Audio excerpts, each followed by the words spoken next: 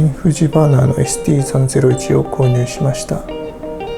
そちらの収納ケースを探してみました。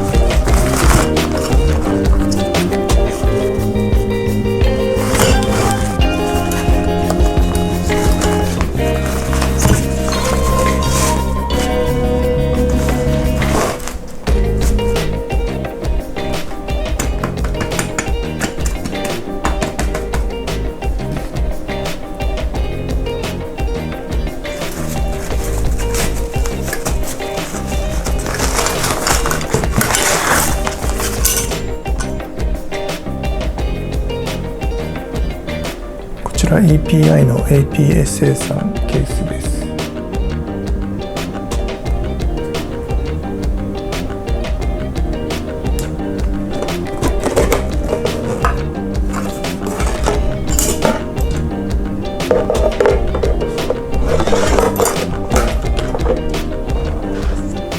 こちら収納しやすいように足の向きを逆にしています。